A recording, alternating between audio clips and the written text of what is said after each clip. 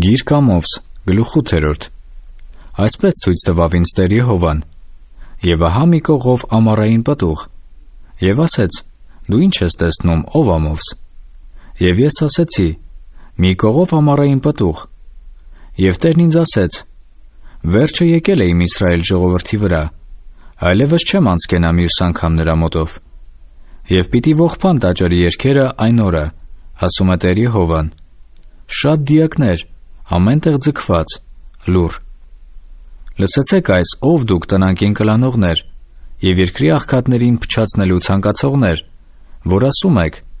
երբ է անցնելու ամսագլուխը, որ ցորեն վաճառաշահենք, եւ շաբաթը, որ բանանք հացի շտեմարանները, որ փոքրացնենք արդուն եւ մեծացնենք սիկղը, եւ նենգենք խարդախության կշիռքը, որ փողով ծախու առնենք աղքատներին եւ տնանքներին մի զույգ կոշիկով, եւ ցորենի խոտանովը շահավաճառվենք.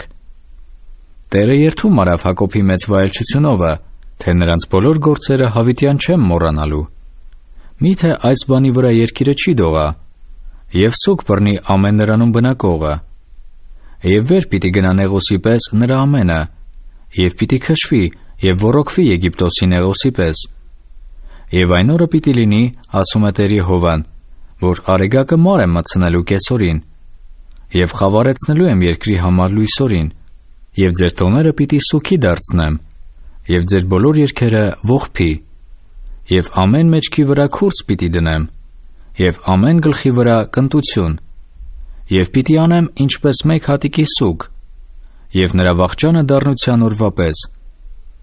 ահա օրեր են գալիս, ասում է Տեր Եհովան, որ սով պիտի ուղարկեմ երկրի վրա, ոչ թե հացի սով եւ ոչ ջրի ծարավ, այլ Տիրոջ խոսքը լսելու, եւ պիտի թափառեն ծովից մինչև ծով եւ հյուսիսից մինչև արևելք, եւ նրանք պիտի ման գան Տիրոջ խոսքը որոնելու համար եւ պիտի չգտնեն.